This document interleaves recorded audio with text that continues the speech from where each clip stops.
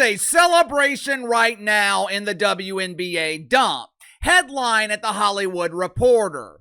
Angel Reese makes feature film debut with cameo in Netflix nuclear disaster. The WNBA was right. Angel Reese is a huge star. Woohoo! Yes, yes, yes.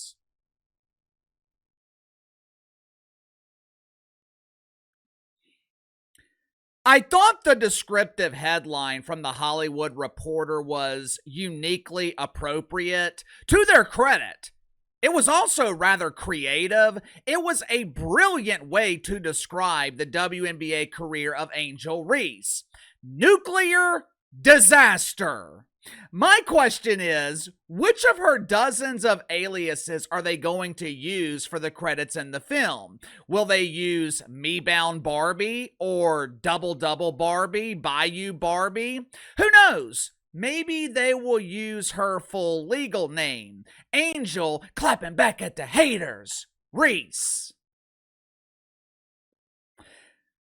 This pending huge embarrassing failure of Angel Reese on Netflix, it is not the only good news in the WNBA dump.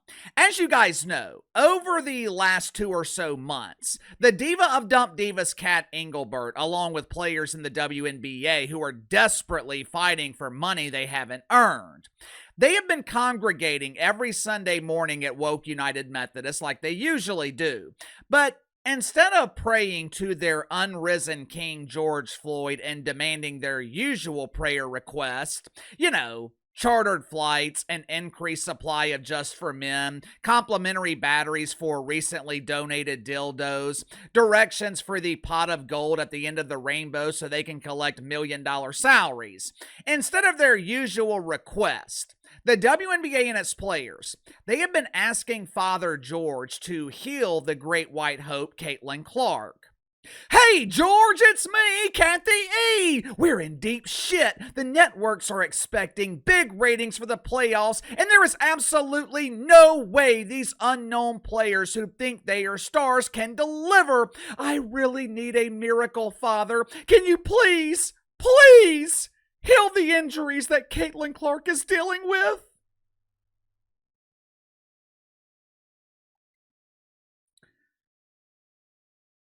Like I have been telling you guys since July, there is no way Caitlin Clark should return this season. The Indiana Felines are well on their way to being a flaming ass fire. They are barely clinging to the final spot in the playoffs. Sophie Cunningham's out for the season, which means Caitlin Clark would be on the court unprotected. She wouldn't have her bodyguard to protect her from opposing players who like to get physical. Not to mention the fact Caitlin Clark is not healthy. Hell, she hasn't been healthy all season. There is absolutely no reason for Caitlin Clark to return.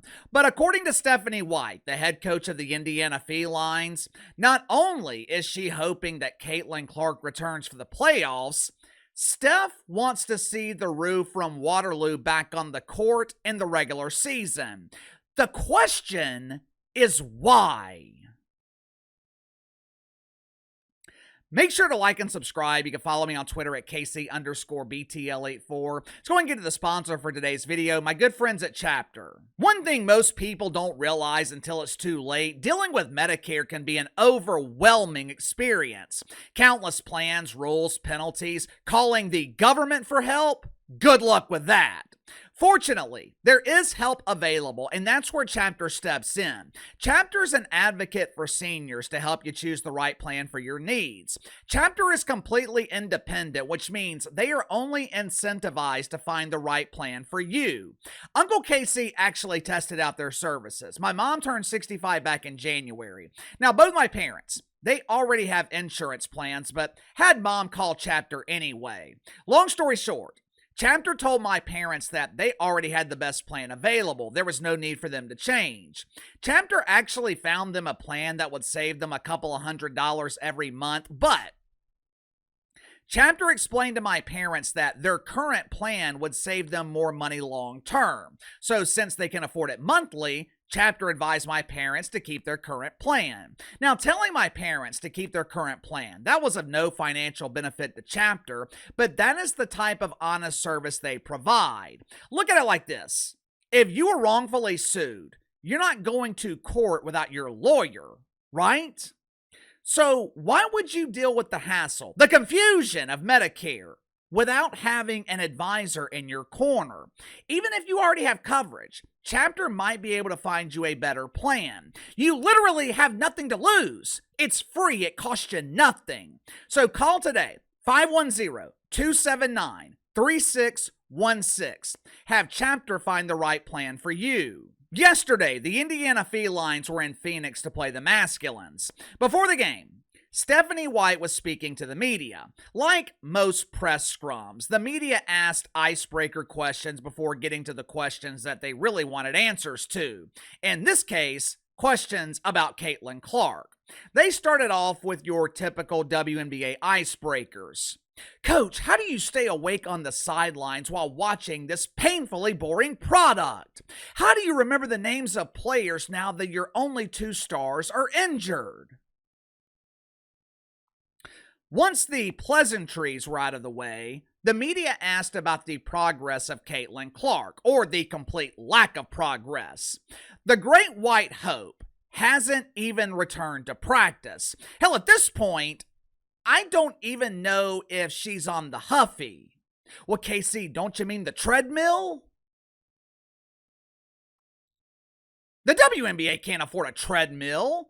When players are rehabbing injuries or looking to warm up, the WNBA provides them with a used Huffy or sometimes a Schwinn. But either way, with 10 or so days left in the regular season, Caitlin Clark is nowhere near ready to return. But according to Stephanie White, we could see the Rue from Waterloo on the court soon. Watch for yourself. You talked before the road trip about wanting to get Caitlin some contact opportunities in practice. Just in the practices you've been able to have on this trip, has she been able to do contact practices or full-on practices? No, she's just been doing mostly shooting and individual stuff, yeah. And with only a week left in the season, do you anticipate her coming back still before the end of the regular season? I mean, that's the hope. She's working as hard as she can to make sure that she is coming back or is capable of coming back. Now, to be fair to Stephanie White, I understand why she is eager to get Caitlin Clark back on the court. Felines are 4-6 in their last 10 games. As a coach, you're always eager to get your best player on the floor. But Stephanie White's not the only one begging Caitlin Clark to return. I'm starting to wonder if the WNBA is subtly pressuring the Felines to get the only star in the league back on the court. Now, obviously, they're not going to call and say, put her on the court. I don't care if she's hurt. But there's no denying the fact. Ratings, interest in the WNBA are significantly higher when Caitlin Clark is playing. From the WNBA's perspective, think about the situation that they're looking at. You're coming off a regular season where you set attendance records. Supposedly, the WNBA has set ratings records as well, but there's a sizable portion of nationally televised games where ratings have not been released. They're mysteriously unavailable. I wonder why. Either way, you've had a phenomenal season until the last 6 weeks. After the All-Star break, interest in the WNBA has rapidly declined. They were able to maintain interest as long as there was hope that Caitlin Clark was going to return. But because they have been so vague with the timeline and the more time passes without any clear answers, people have lost interest, which means the WNBA is going into the playoffs with zero momentum. Think about it. In the last 3 or so weeks, how often have you heard about the WNBA? I don't talk about this unbelievable turd as much here on the channel because there's really nothing to talk about.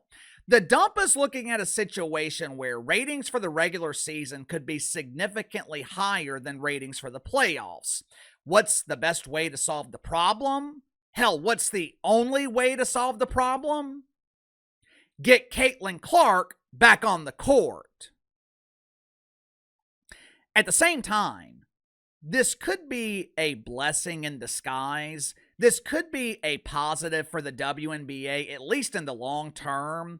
If Caitlin Clark doesn't return and ratings for the playoffs are in the pooper, the WNBA regains a shitload of leverage in negotiations for a new CBA. They'll be able to point out what everyone else already knows. Everyone seems to know this, besides WNBA players. The only reason, and I mean the only reason, that people are paying attention to pretend basketball is Caitlin Clark. Ironically enough, I think the group that wants to see Caitlin Clark return the most, WNBA players themselves. Hell, they probably want the Indiana Felines to make a deep run in the playoffs. I just think it's ironic that the player they ostracized, the player that they constantly attacked both on and off the court, the player they tried to diminish by claiming that the WNBA was about more than one player, they spent the entire season last season shitting on Caitlin Clark. And now, when they need her the most, when they are suddenly willing to accept her, Caitlin Clark is nowhere to be found. You know, The Athletic released a poll recently. They surveyed WNBA players. They asked them, who is the face of the WNBA? Now, with the history between Caitlin Clark and her jealous colleagues, you would think WNBA players would select Paige Beckers. Paige Beckers is one of them, while Caitlin Clark is one of the others. But over half the league claimed that Caitlin Clark is the face of the WNBA.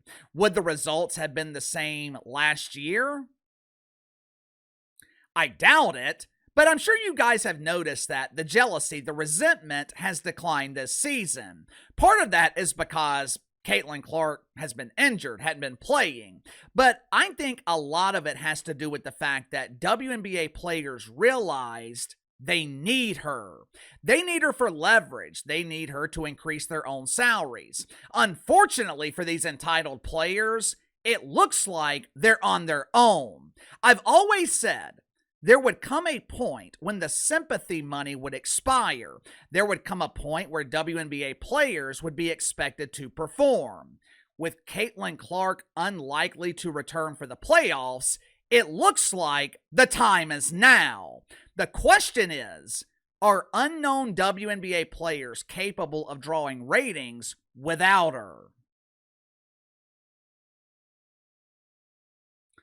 You tell me. Sound off in the comments below. I'll see you guys tomorrow.